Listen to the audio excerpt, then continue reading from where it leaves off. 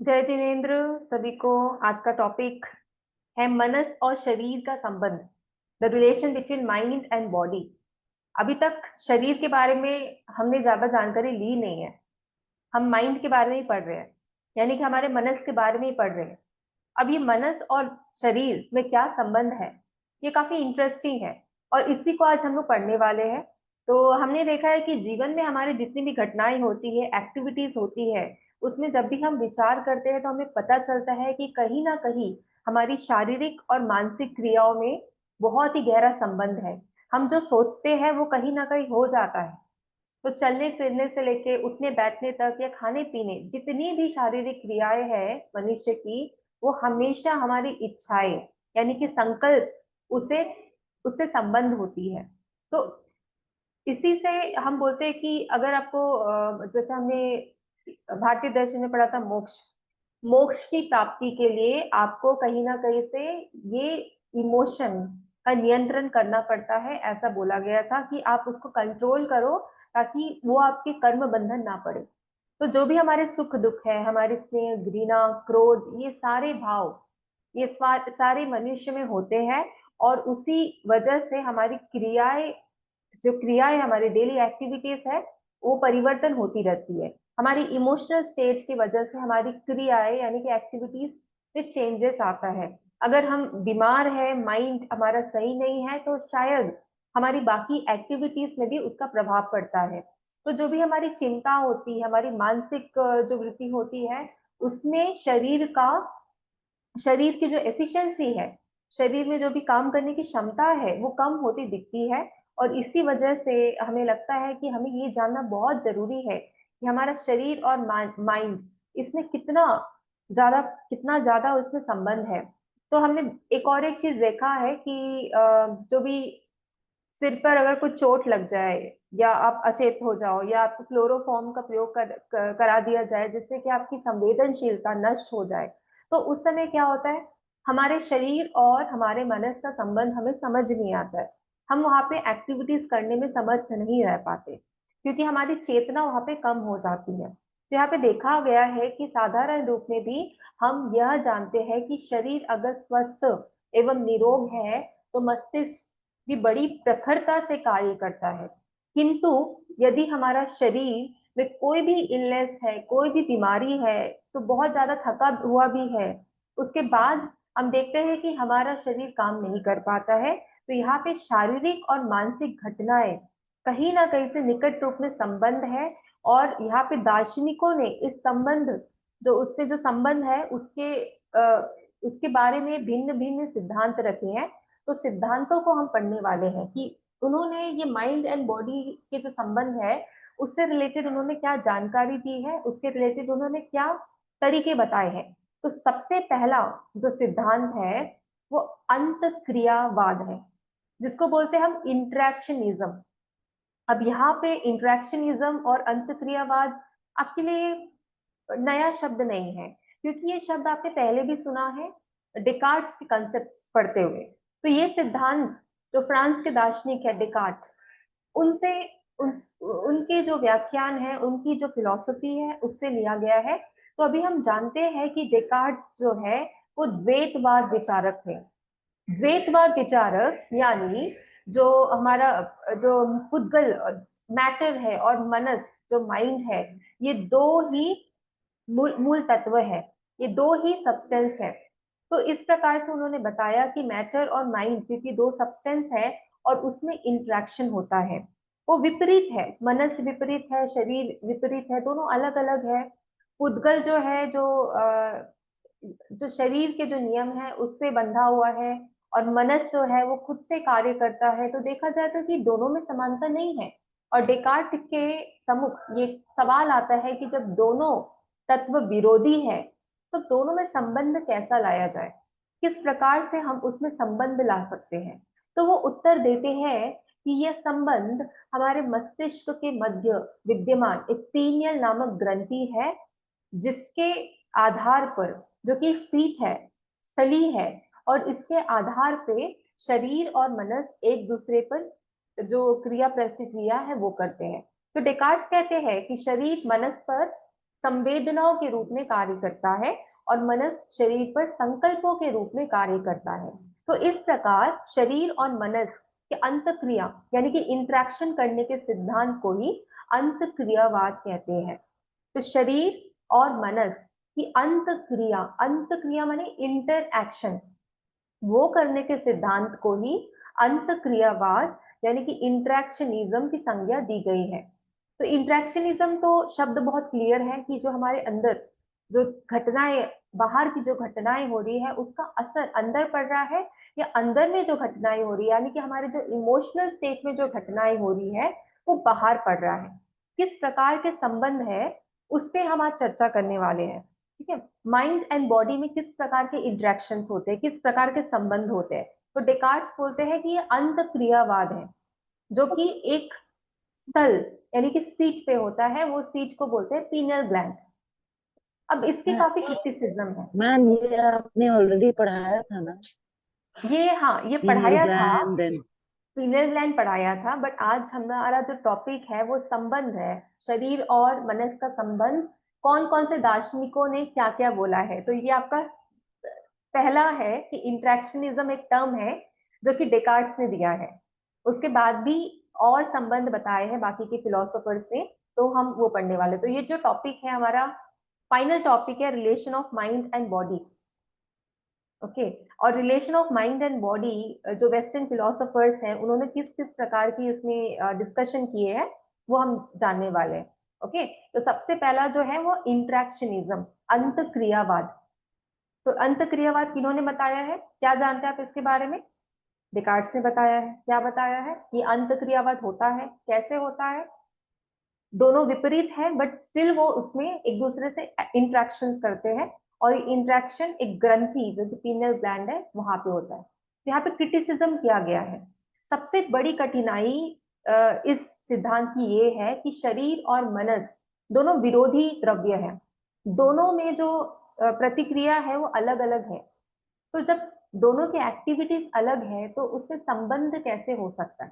क्या इसका जवाब आपके पास है कि जब दोनों ही विपरीत है, दोनों की जो कार्य करने की जो क्षमता है, शक्ति है, वो भी अलग अलग है, तो दोनों में इंटरेक्शंस कैसे हो सकता है, प्रतिक्रिया कैसे संबंध हो सकती है?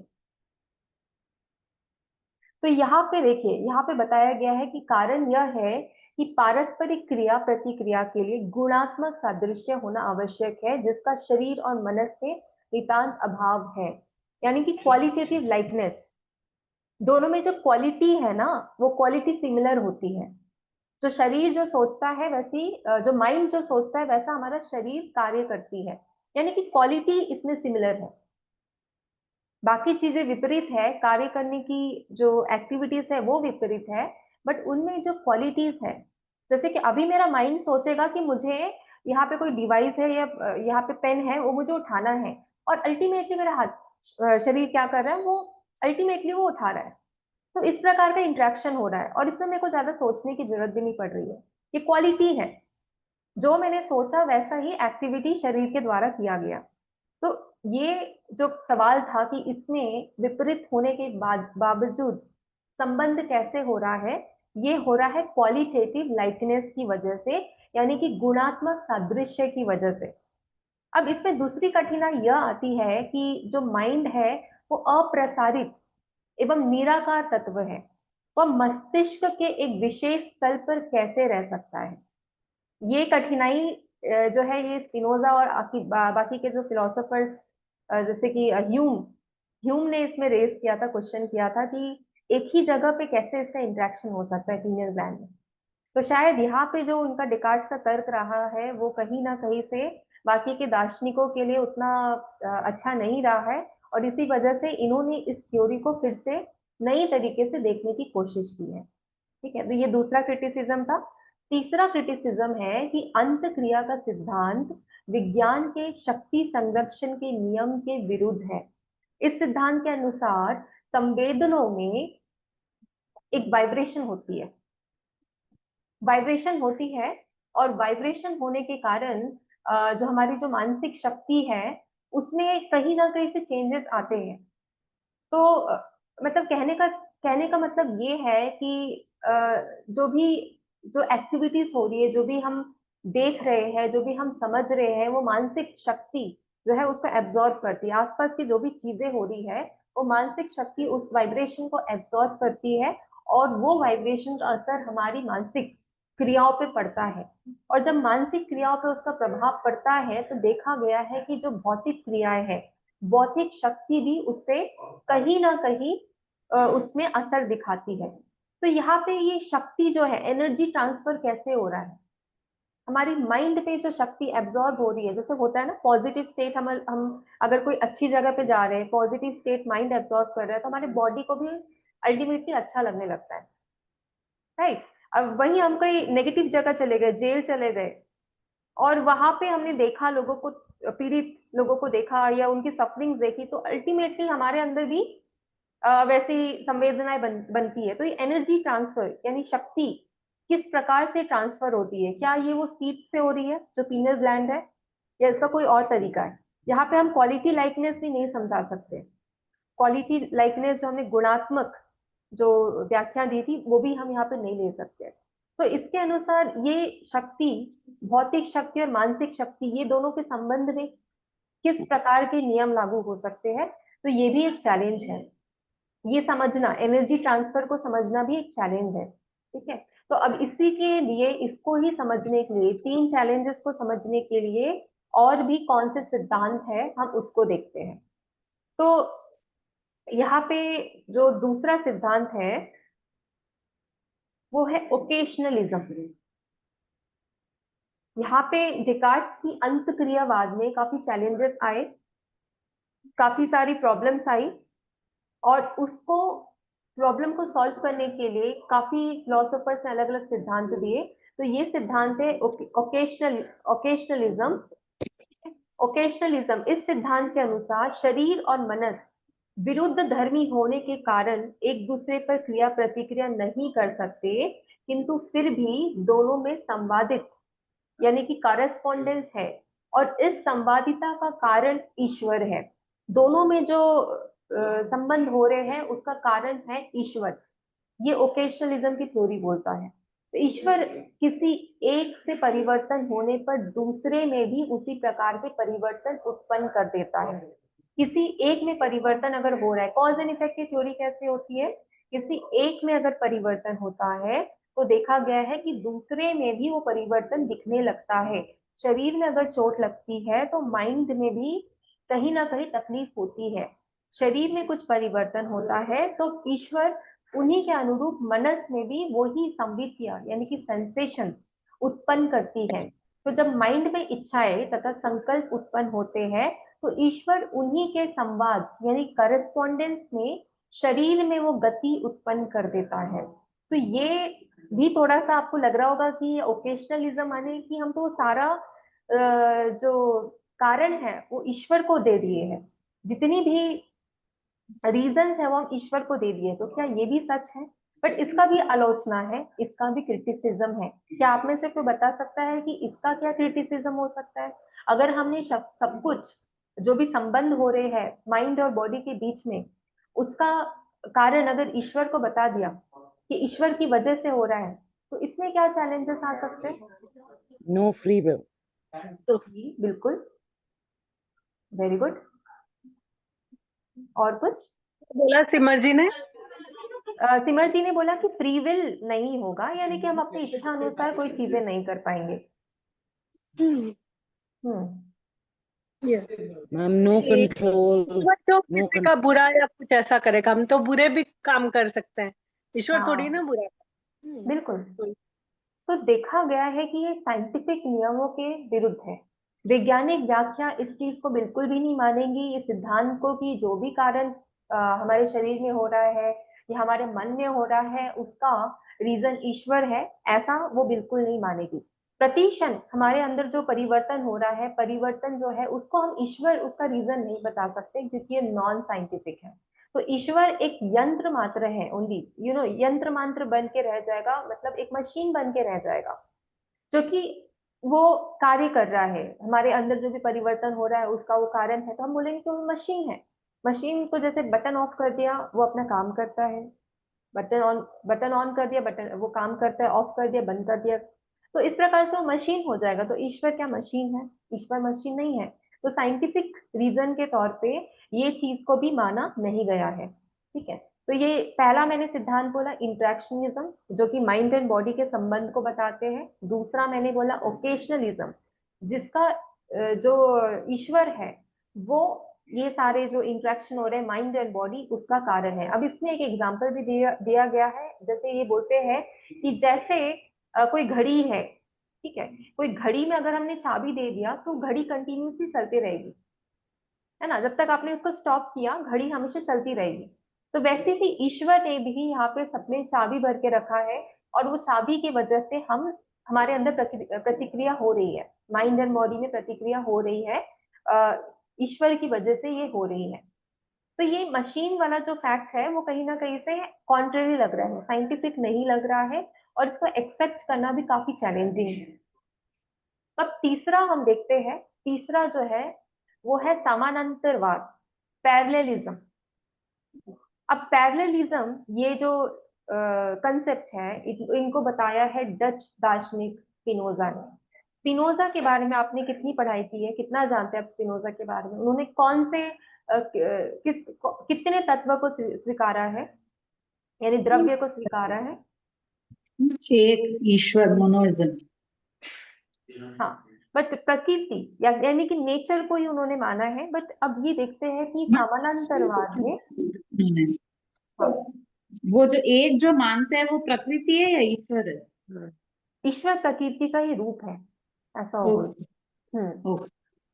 तो अब पैरेललिज्म यानी कि समानांतरवाद, ये दार्शनिक स्पिनोजा ने ये जो कंसेप्ट है ये बताया है। ये बोलते हैं कि ये जब अंत क्रियावाद होती है तो उसमें काफी काफी प्रॉब्लम है, उसमें काफी चैलेंजेस है। जो अंत क्रियावाद जो डेकार्ट का जो कंसेप्ट है उसमें काफी चैलेंजेस है।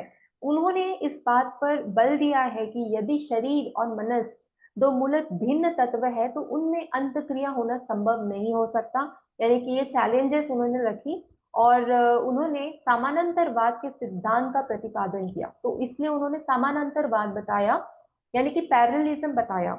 इस सिद्धांत के अनुसार पुद्गल, जिसमें शरीर भी सम्मिलित है, और मनस दोनों भिन्न भिन्न स्वतंत्र तत्व या द्रव्य नहीं है, वरन एक ही मूल तत्व या द्रव्य के दो समानांतर गुण हैं। एक द्रव्य होगा और उसके दो गुण होंगे, और वो गुण जो होंगे वो समानांतर होंगे, और एक गुण को हम एट्रीब्यूट्स कहते हैं। तो यहाँ कहा जाता है कि पुद्गल तथा मनस एक ही चरण द्रव्य है, अल्टीमेट सब्सटेंस है। तो यानी जैसे कि अभी अलका जी ने बताया कि ईश्वर, तो ईश्वर के ये तत्व है और ईश्वर के एट्रीब्यूट्स है, और ये जो एट्रीब्यूट्स है, ये जो अल्टीमेट द्रव्य के जो एट्रीब्यूट्स है, ये ना भौतिक है और ना मानसिक, ना ही ये फिजिकल है और ना ही ये मेंटल है, पर ये है समानांतर रूप। समानांतर रूप यानी कि इसमें जो भौतिक और मानसिक घटनाओं जो भी होता है तो उसमें वो सेम और सिमिलर इफेक्ट होता है। भौतिक घटनाएं पुद्गल या प्रसार के गुण में अंतर्गत है, और मानसिक घटनाएं मनस या विचार के गुण में अंतर्गत है। तो जो भौतिक फिजिकल जो एक्टिविटीज है, फिजिकल इवेंट होता है, वो जो ये जो एक्सटेंशन है, एक्सटेंशन यानी कि एक्सपेंड करना या एक्सटेंड करना, तो उससे वो रिलेटेड है। प्लस जो मानसिक घटनाएं हैं वो हमारे थॉट्स के गुणों से मिले हुए हैं। तो इस विश्व में प्रत्येक इकाई की समानांतरता में चेतना की भी इकाई है, और उसी प्रकार प्रत्येक चेतना की इकाई की समानांतरता में प्रसार भी वही है। तो शरीर के प्रत्येक परिवर्तन के अनुरूप मानसिक परिवर्तन होता है, और प्रत्येक मानसिक परिवर्तन के अनुरूप शारीरिक परिवर्तन होता है। तो ये कथन बोलते हैं स्पिनोजा कि जो भी परिवर्तन मानसिक में होता है वो शारीरिक में होता है, और जो शारीरिक में होता है मानसिक में होता है। ये किस लिए होता है? कि पैरेललिज्म के कंसेप्ट के जरिए होता है। जैसे कि अभी रेलवे की पटरी देखते होंगे, सेम स्ट्रेट जाती है, एक ही डायरेक्शन में जाती है, वैसे ही ये माइंड और जो बॉडी का जो फंक्शनिंग है वो भी सिमिलर वे में ही जाएगी। तो ये बोलते हैं स्पिनोजा का कथन, थोड़ा सा मैं बताती थी, थिंकिंग सब्सटेंस थिंकिंग सब्सटेंस यानी कि हमारा ब्रेन एंड एक्सटेंडेड सब्सटेंस यानी कि हमारा body are one and the same thing, ये एक है और सिमिलर है, comprehended now through this and now through that attribute. हम इसको कॉम्प्रिहेंड करते हैं अलग अलग एट्रीब्यूट से, जैसे कि चिंतनशील द्रव्य बोलते हैं और प्रसारित द्रव्य बोलते हैं। पहले है तो ये एक ही वस्तु यानी ईश्वर, और जो कभी एक गुण के रूप में और कभी दूसरे गुण के रूप में समझ आती है, तो ये एक ही ईश्वर है। और ये ईश्वर अपने आप को एज एन एट्रीब्यूट रिप्रेजेंट करते हैं, तो वो गुण के रूप में वो समझ आता है, और इस प्रकार उनके मतानुसार शारीरिक और मानसिक क्रियाओं में करस्पॉन्डेंस होता है, सिमिलैरिटी होती है।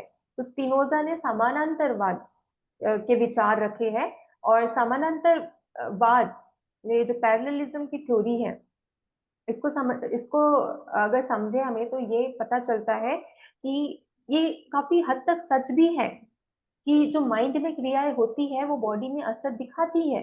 अगर कोई व्यक्ति कोमा में है तो अपनी इच्छा के विरुद्ध यानी अपनी इच्छा से भी वो कुछ नहीं कर पाएगा, क्योंकि क्योंकि वो कोमा में है, तो उसमें इच्छाएं तो आएगी ही नहीं पहली बार। अगर इच्छाएं आती भी है तो उसकी शक्ति इतनी लो होती है कि उसमें जो पैरेललिज्म का कंसेप्ट है बॉडी में वो दिखता ही नहीं है। वो शरीर से चाहता भी अगर है, थोड़े से आंख भी उसकी पलकती है, तो क्योंकि उसमें शक्ति बहुत लो है, और इसलिए जो दोनों एट्रीब्यूट्स है माइंड एंड बॉडी की, उसमें हमको ये समानांतर जो है पहलू वो नहीं दिख पाते हैं। ठीक है, तो इस प्रकार से समानांतरवाद की थ्योरी स्पिनोजा ने रखी है। और यहाँ पे एक और एक फिलोसोफर है जिनका नाम है हर्बर्ट स्पेंसर। हर्बर्ट स्पेंसर ने भी स्पिनोजा के समानांतरवाद के सिद्धांत का अनुमोदन किया, परंतु उनका कथन है कि मूल या चरम द्रव्य जो समानांतर रूप से भौतिक एवं मानसिक घटनाओं से प्रतीत होता है वह अज्ञात तथा अज्ञेय है। वह चरम तत्व उनके अनुसार न भौतिक है और न ही मानसिक, किंतु वही पुद्गल और मनस के रूप में अभिव्यक्त होता है। यानी कि ये जो माइंड एंड बॉडी है, इसमें भले ही समानांतर जो घटनाएं होती है वो काफी मिलती जुलती होती है, पर ये अज्ञात या और अज्ञेय है। यानी कि वो उसको पता ही नहीं है कि वो क्या करना चाह रहा है। माइंड को नहीं पता वो क्या करना चाह रहा है, या बॉडी को नहीं पता वो क्या करना चाह रहा है। ये जो भी इच्छाएं जनरेट होती है वो तो कहीं और से आती है। ठीक है, तो यह बात अवश्य है कि पुद्गल और मनस दोनों की क्रियाओं में समानांतर रहता है, ये तो बिल्कुल अवश्य है। बट जो उसमें जो इच्छा आ रही है, ठीक है, माइंड में जो इच्छा आ रही है वो सिर्फ माइंड से आ जाए, ये बिल्कुल कथन सच नहीं होगा। क्योंकि जो भी हम सोच रहे हैं, अगर हम बोले ये तो सिर्फ माइंड जो है वो सोच रहा है, तो ये गलत होगा। और ये सिर्फ अभी वेस्टर्न फिलोसोफर्स ने ही नहीं, ये इंडियन फिलोसोफर्स जो भारतीय दर्शन है उन्होंने भी कहीं ना कहीं ये जो पॉइंट है, ये बात जो है इसको कहीं ना कहीं से इस पे चर्चा की है और बताया है कि सिर्फ मन हमारा हमारा सोच के चीजों को नहीं करता, इसमें आत्मा का भी कंसेप्ट है जिसको हमें मानना पड़ेगा, जिसको हमें समझना पड़ेगा। और आत्मा के कंसेप्ट तो हमने काफी गहराई से पढ़े हैं, काफी जो दार्शनिकों ने जो आत्मा के कंसेप्ट बताए हैं उससे काफी क्लियर हो जाता है कि सिर्फ माइंड ही अपनी हर एक्टिविटीज नहीं करेगा। अगर बाहर से कोई संवेदना आ रही है, माइंड ने उसमें रिएक्ट कर लिया, बॉडी ने उस पर रिएक्ट कर लिया, ये पॉसिबिलिटी काफी लो है। तो चेतना का विषय जो है, जैसे कि अभी लाइबनिज को हमने पढ़ा था, तो उसमें पता चला कि चेतना का विषय काफी स्ट्रांग है, और जो चेतना है वो सारे जीव में प्रेजेंट है। इवन जो पत्थर है उसमें भी चेतना है, बट वो काफी उसकी डिग्री काफी लो होगी। तो ऐसे ये दार्शनिक लाइबनिज ने रखा जिसको उन्होंने चिदानु बोलते हैं, चिदानु यानी चिद, चिद यानी कि कॉन्शियस, और अणु मतलब एकदम स्मॉलेस्ट फोर्स। तो ये कॉन्शियस फोर्स जो चिदानु है वो सब जगह हमें प्रेजेंट दिखेंगे। ठीक है, तो यहाँ पे ये तीन कंसेप्ट में कोई डाउट? पैरेललिज्म, इंट्रैक्शनिज्म, और अभी जो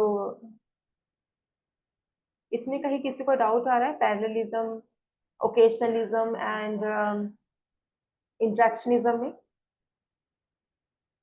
या किसी के कोई points? Ma'am, it feels like the more we study other philosophies, as Jain philosophy becomes even more clearer. And since we're studying logic and all, there's a logical way of interpreting what we're learning. So it's not just that this is what the Arihants have said, blindly believe it. It's not like that. It's like rationally looking at it. So when you see others' perspectives, you can see that there is a relationship. There is during that time, people thought of certain things in a certain way. With time, everyone had interpretations. God hai, nahi hai, relation hai, kya hai. But then it also helps you understand better what you believe in. So it's interesting. But I don't The think it's way we making me more open-minded. yeah, It's in exactly. fact making me a little more close. The way we question, that is very important, because the question will definitely change the direction of our answer. अभी इसके उदाहरण के तौर पर अगर मैं पूछूं, जैसे कि अगर सामने एक बॉटल पड़ी है, अगर मैंने पूछा कि ये क्या है, ठीक है, सवाल मैंने पूछा ये क्या है, जवाब क्या आएगा, ये बॉटल है ना। अगर मैंने ये सवाल को ट्विस्ट किया, ठीक है, ये बॉटल क्या बहुत अच्छा है, ये बॉटल क्या पीने योग्य है, इसका पानी पीने योग्य है, अगर मैंने ये सवाल पूछा, तो अब ये पर्पसफुल हो गया मेरा क्वेश्चन। माने कि मेरे क्वेश्चन में अभी पर्पस आ गया, है ना। अब मेरा क्वेश्चन व्यर्थ नहीं जाएगा, राइट। तो जो क्वेश्चन पूछने का जो तरीका है, ये हमें फिलॉसफी से सीखने को मिलता है। Inquiry, the way we inquire, the way we progress. जितना हम इंक्वायरी करते हैं उतना हम प्रोग्रेस करते हैं, राइट। तो इसलिए ये जो सब्जेक्ट है, दार्शनिक subject, it helps us a lot to think, to reflect and to change ourselves, transform ourselves. Okay, and the mind and body का जो रिलेशन, संबंध हम अगर हम समझ पा रहे हैं, तो ये चीज हम लोग जो आज पढ़ रहे हैं, जैसे कि हम लोग प्रेजेंटेशन पे बात कर रहे थे, न्यूरो साइंस की, कॉग्निटिव साइंस की, ऐसी बातें कर रहे थे। अब ये सारे कंसेप्ट आज अभी ट्रेंडिंग में आए हैं, बट इसकी तो बातें तो काफी सदियों से होती जा रही है कि माइंड के सामने आप पॉजिटिव रहो, पॉजिटिव वाइब्रेशन रखो, क्योंकि बॉडी में इफेक्ट हो रहा है। बॉडी आपका सही जगह रहनी चाहिए, यानी कि आपका इन्वायरमेंट सही होना चाहिए, क्योंकि उसका माइंड में असर पड़ रहा है। ये जो संबंध है, ये तो इसकी जो बातें तो ये तो काफी टाइम से चलती आ रही है, बट आज ही इसको इतना इंपॉर्टेंस क्यों दिया जा रहा है? इसलिए दिया जा रहा है क्योंकि अभी जो प्रॉब्लम्स जो आ रहे हैं लोगों में, वो काफी स्ट्रांगली दिखने को मिल रहे हैं। स्ट्रेस का जो इशू है, बोल रहे हैं कि अगर स्ट्रेस, मानसिक तौर पे स्ट्रेस है, तो वो शारीरिक तौर पे भी उसका असर दिखता है ना। तो ये जो माइंड एंड बॉडी का संबंध है, ये तो हमें समझना ही पड़ेगा, क्योंकि हमारे से संबंध है, हमारे से रिलेटेड है। प्लस हमें ये कंसेप्ट को और सही तरीके से समझने की हेल्प करता है, ठीक है। तो ये समानांतरवाद में एक और एक है कंसेप्ट, उसको बोलते हैं साइकोफिजिकल पैरेललिज्म, मनोदेहिक समानांतरवाद।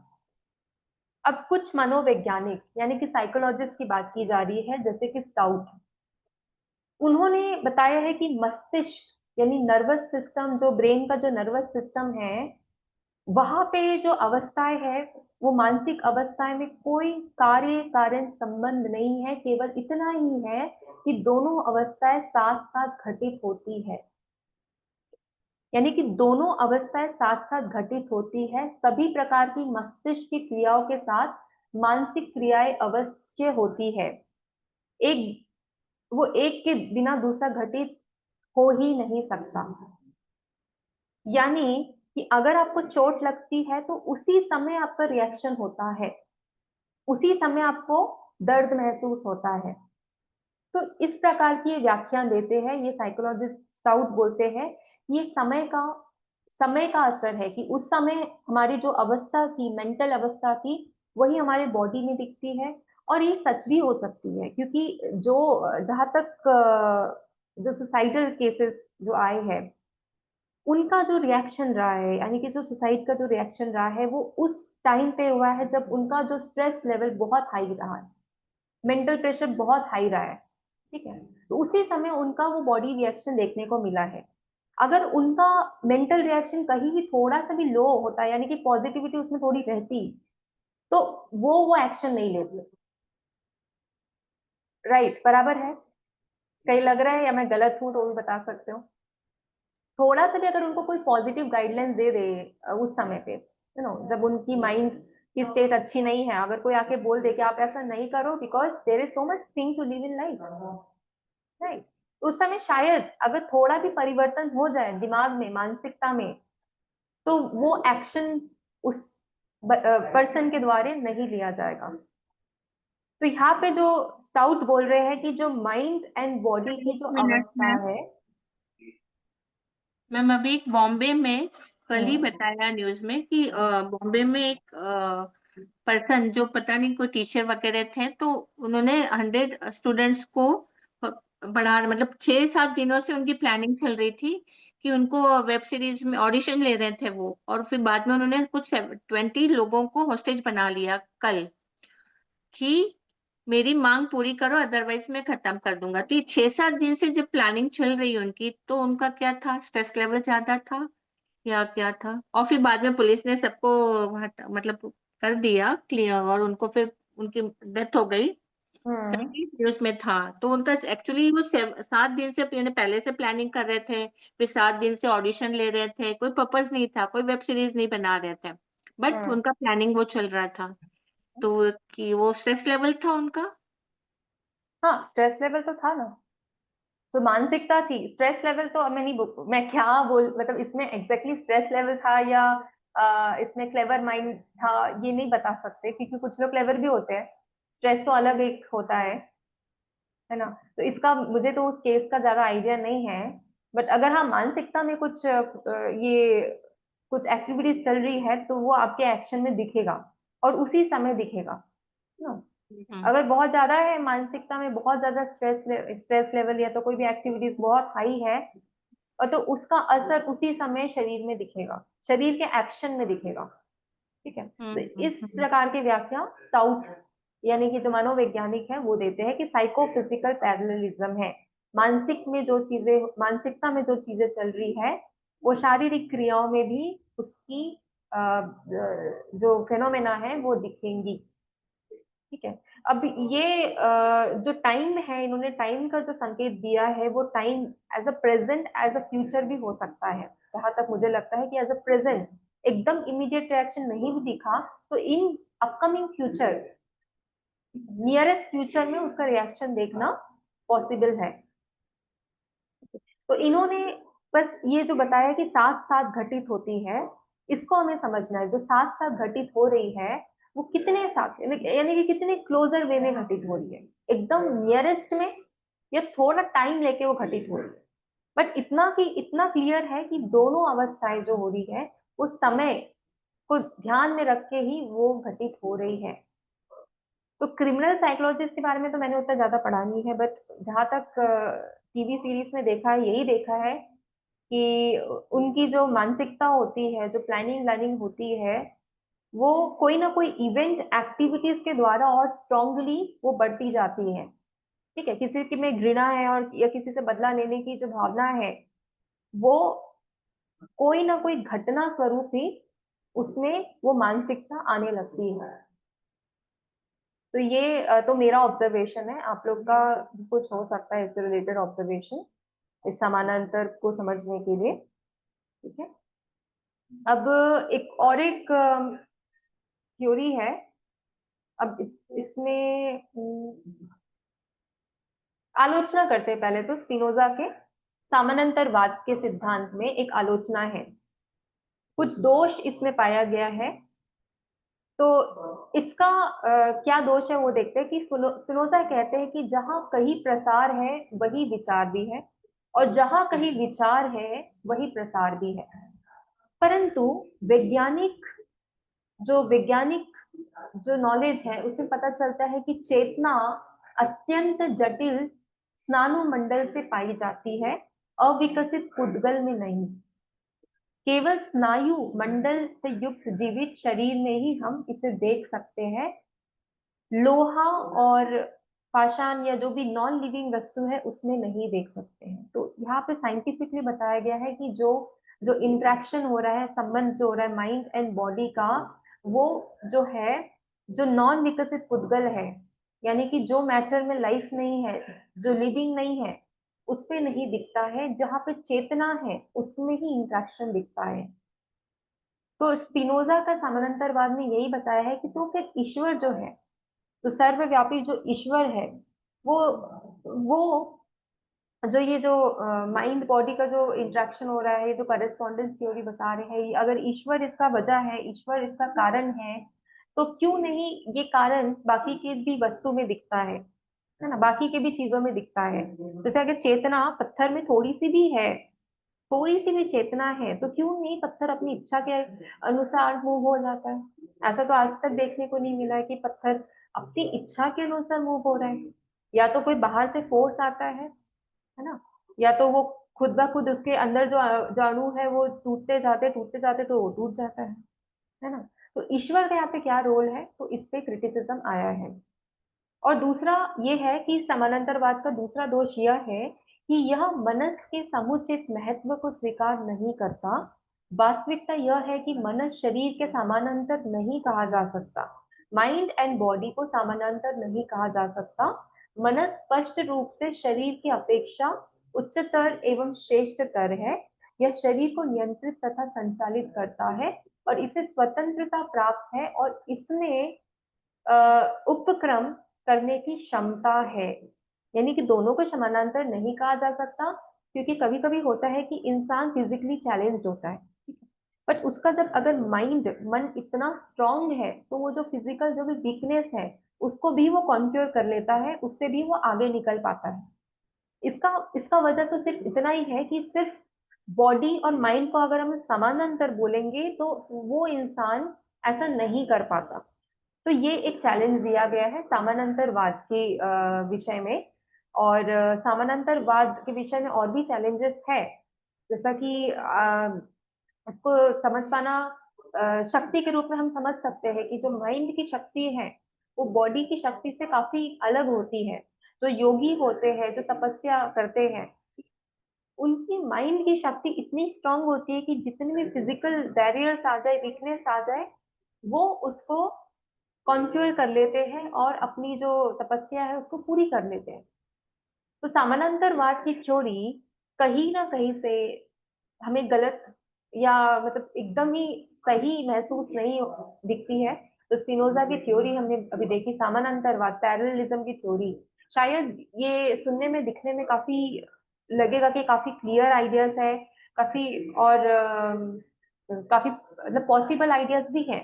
बट जब ऐसे केसेस हमारे साथ आते हैं और ऐसे केसेस को हम पढ़ते हैं, तब समझ आता है कि ये थ्योरी समानांतरवाद भी उतनी उतनी सही साबित नहीं हो सकती। ठीक है, तो ये तो हो गया समानांतरवाद।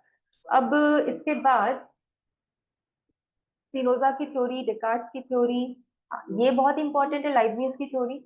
लाइबनिज की थ्योरी पढ़ लेते हैं। लाइबनिज ने बताया है, किसी के पास बुक है, कोई बुक फॉलो कर रहा है यहाँ पे? मैम हाँ, मीनाक्षी जी पढ़ेंगे प्री एस्टेब्लिश थ्योरी के बारे में, हार्मोनी के बारे में। Ma'am point number 4, point number 4। Okay, क्योंकि आप वो आलोचना के लिए नीचे आ गए थे ना, तो थोड़ा कंफ्यूजन। पूर्व स्थापित सामंजस्य का सिद्धांत, यही नाम है, यही वाला ना? हाँ हाँ, पूर्व स्थापित। हाँ। जर्मन दार्शनिक लाइबनिज ने शरीर और मनस के संबंध की व्याख्या अपने पूर्व स्थापित सामंजस्य के सिद्धांत द्वारा करने का प्रयास किया है।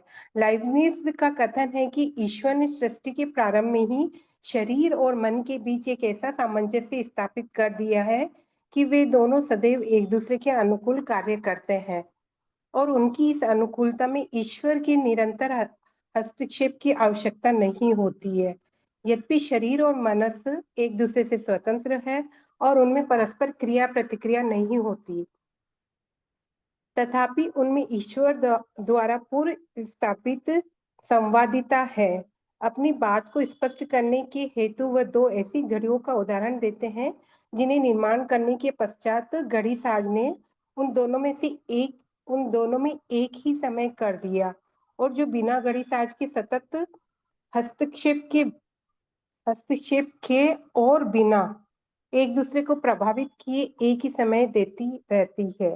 तो प्री एस्टेब्लिश्ड हार्मोनी यानी कि जो संबंध है माइंड एंड बॉडी का, इसके लिए वो बताते हैं एक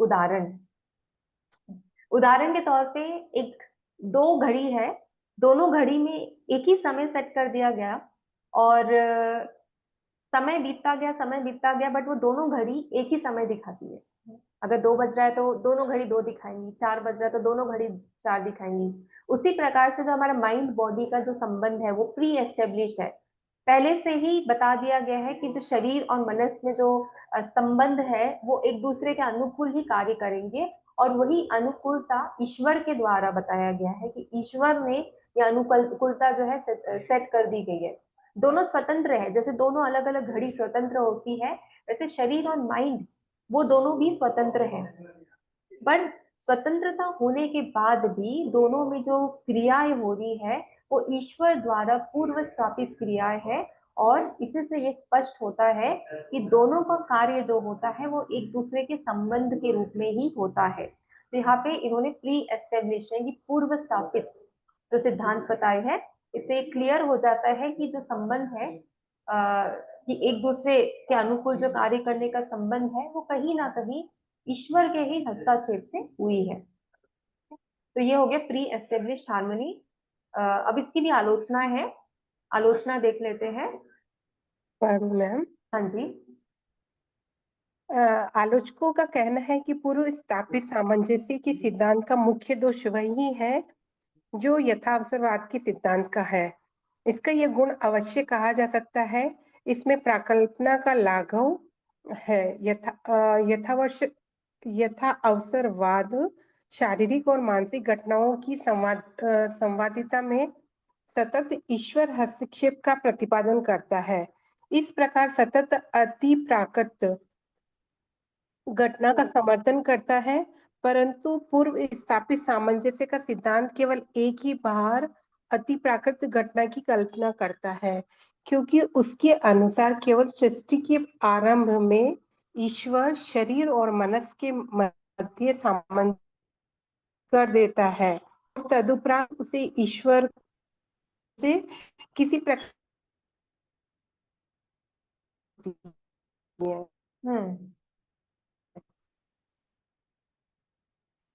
ओके।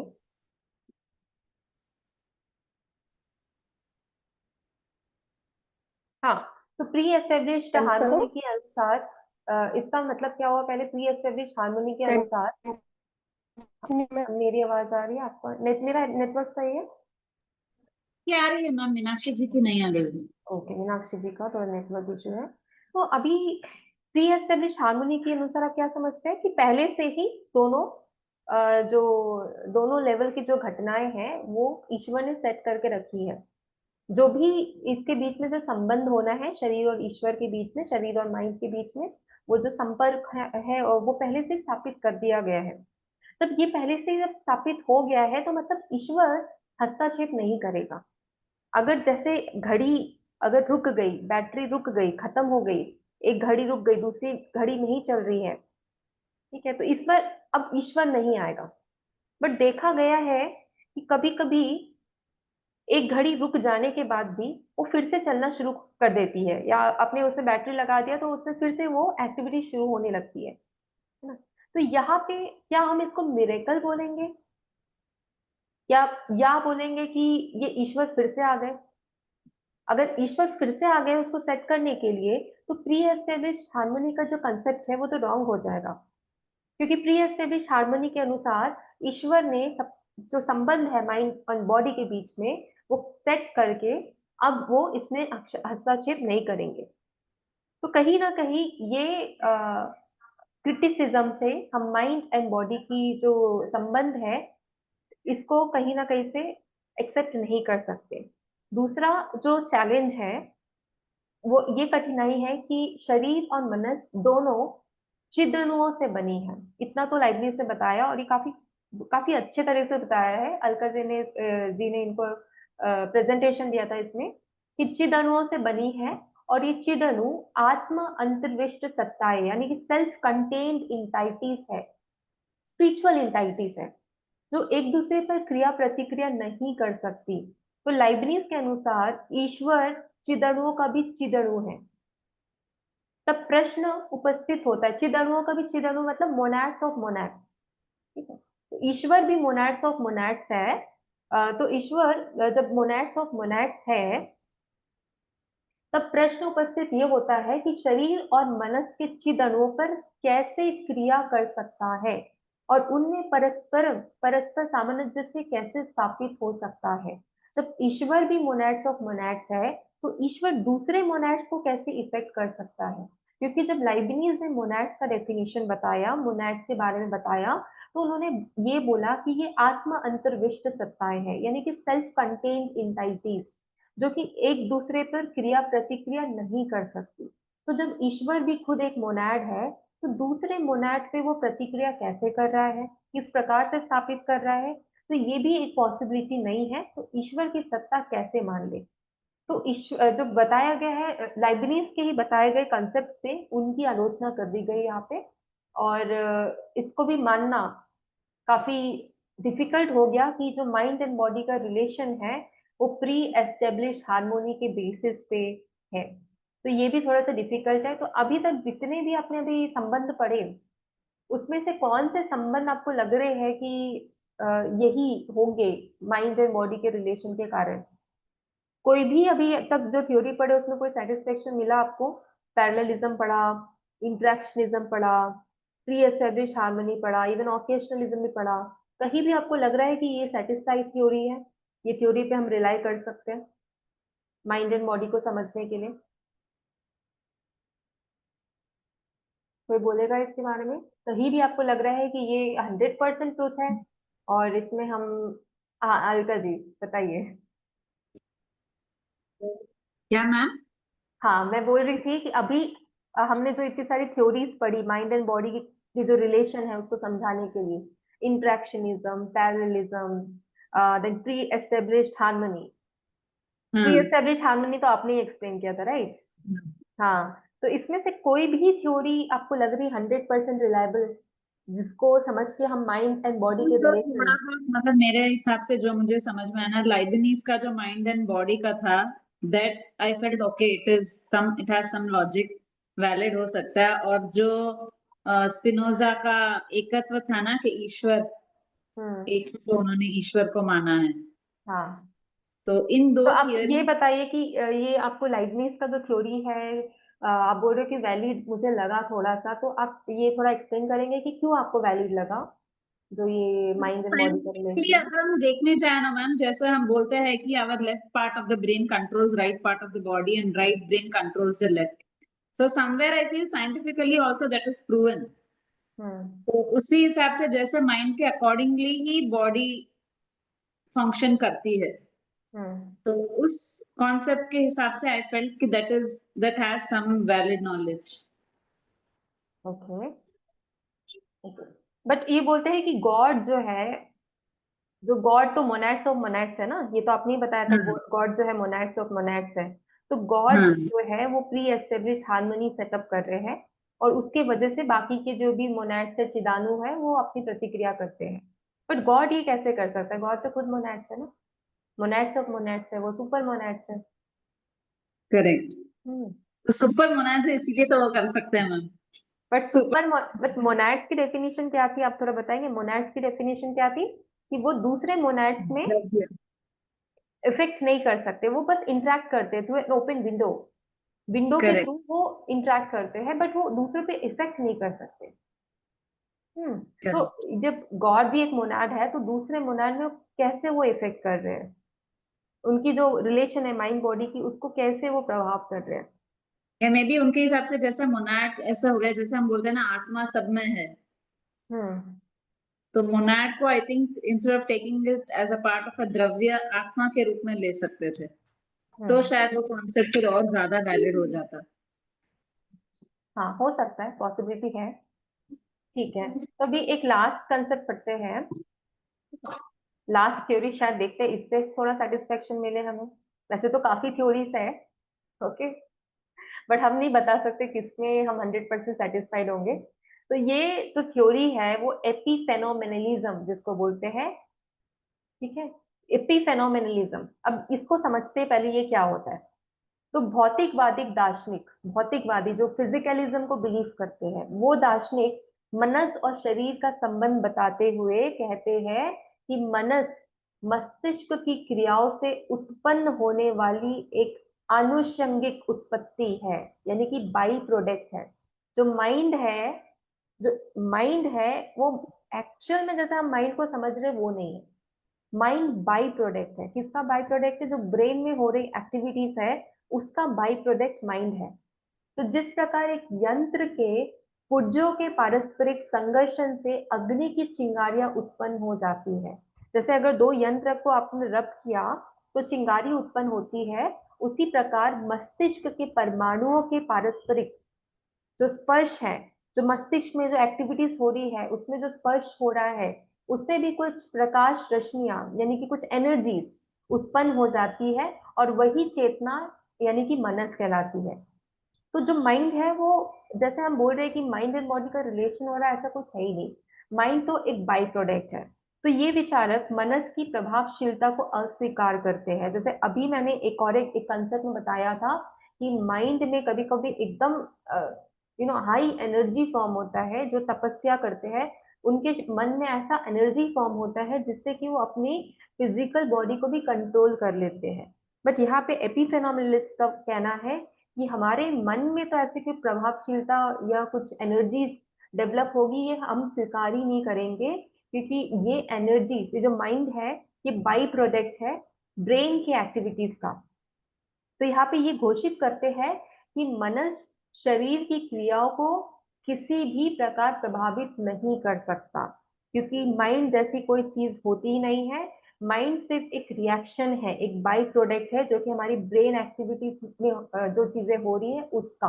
अब इसको समझने के लिए आप, जो वो सेम एग्जांपल मैंने जो दिया था, कोमा स्टेट में अगर कोई व्यक्ति है, क्योंकि वो कोमा स्टेट में है और वो बहुत ही कॉन्शियसनेस लेवल बहुत ही उसका लो है, और इसीलिए माइंड जो ब्रेन में क्योंकि कोई एक्टिविटीज उसमें नहीं दिख रही, तो एज अ सिमिलर वे में उसमें कोई माइंड में भी कुछ चीजें जनरेट नहीं हो रही, और इसी वजह से बॉडी में भी कहीं ना कहीं मूवमेंट हमें नहीं दिख रहा है। ठीक है, तो ये एक तरीके से मान सकते हैं।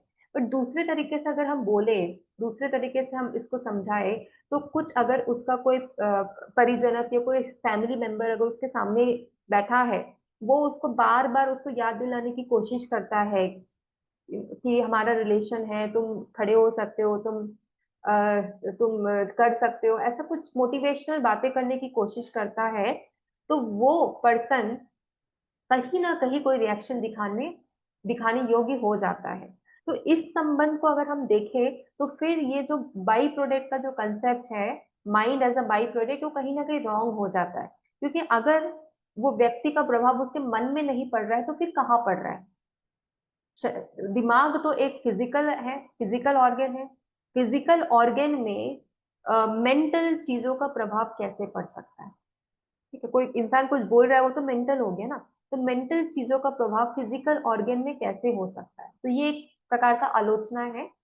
और ये भी है कि ये सिद्धांत हमारे सामान्य अनुभव के विरोध है। हम नित्य के जीवन में मनस की प्रभावशीलता एवं कार्यकारिता का अनुभव करते हैं। हमें पता है कि हमारा माइंड कितना पावरफुल है।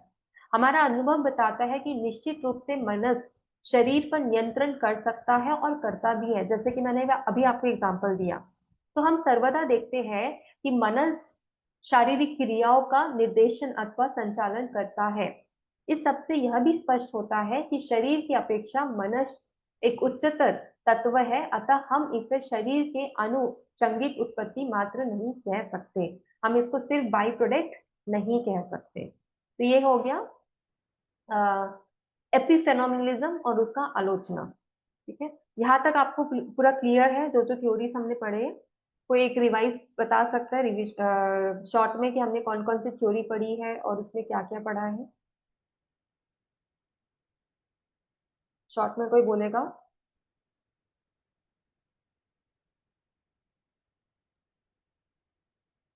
मीनाक्षी जी, सविता जी, कोई शॉर्ट में बता दीजिए समरी कि हमने क्या क्या पढ़ा है। हमने मानस और शरीर का संबंध पढ़ा है, इसके लिए कुछ 5 पॉइंट्स पढ़े। फर्स्ट वन अंतरक्रियावाद था और उसकी आलोचना थी। सेकंड वन यथा अवसरवाद था और उसकी भी आलोचना हो गई है। उसके बाद समांतरवाद था। उसके बाद में उसकी अलग अलग आलोचनाएं पढ़ ली साथ में। और पूर्व स्थापित सामंजस्य का सिद्धांत और फोर्थ पॉइंट था। और फिफ्थ वन था